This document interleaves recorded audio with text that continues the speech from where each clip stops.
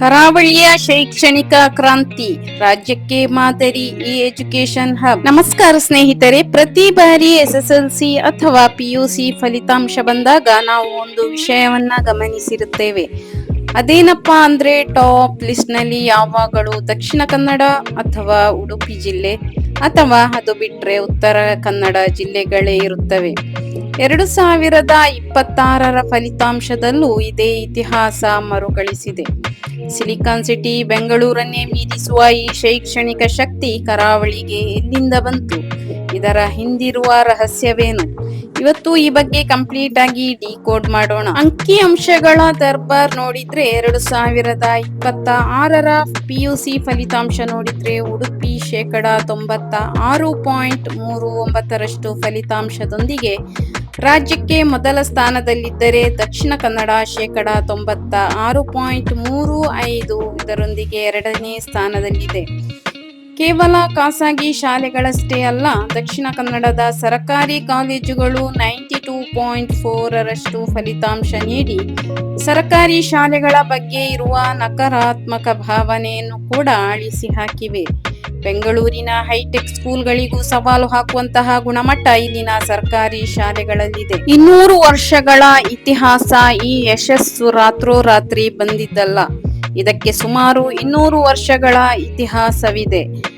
1834ರಲ್ಲಿ ಮಂಗಳೂರಿಗೆ ಬಂದ ಮಿಷನರಿಗಳು ಕನ್ನಡ ಮತ್ತು ಇಂಗ್ಲಿಷ್ ಶಾಲೆಗಳನ್ನು ಆರಂಭಿಸಿದ್ರು. ಕರಾವಳಿಯಲ್ಲಿ ಶಿಕ್ಷಣ ಎಂಬುದು ಕೇವಲ ಕೆಲಸ ಪಡೆಯುವ ಸಾಧನವಲ್ಲ, ಅದೊಂದು ಸಾಂಸ್ಕೃತಿಕ ಪ್ರತಿಷ್ಠೆ.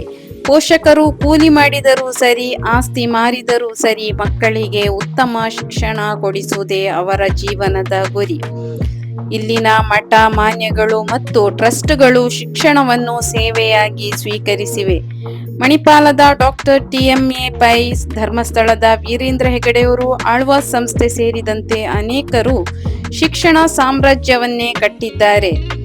ಮೀನು ತಿನ್ನುವುದರಿಂದ ಬುದ್ಧಿವಂತಿಕೆ ಹೆಚ್ಚುತ್ತದೆ ಹೌದು ಎನ್ನುತ್ತದೆ ವಿಜ್ಞಾನ.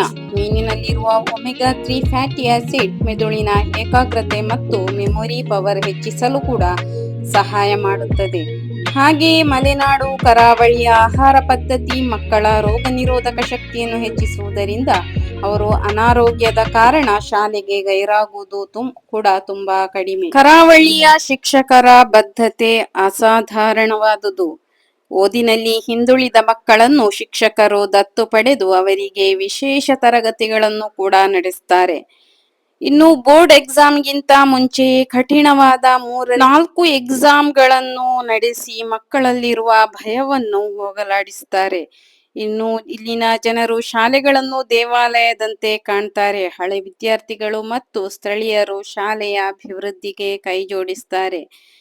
ಇನ್ನು ಬ್ಯಾಂಕಿಂಗ್ ವಿಷಯಕ್ಕೆ ಬಂದ್ರೆ, ಬ್ಯಾಂಕಿಂಗ್ ಮತ್ತು ಉದ್ಯಮದ ಬೆನ್ನೆಲುಬೆ ಮಂಗಳೂರನ್ನು ಭಾರತದ ಬ್ಯಾಂಕಿಂಗ್ ತೊಟ್ಟಿಲು ಎಂದು ಕರೆಯಲಾಗ್ತದೆ.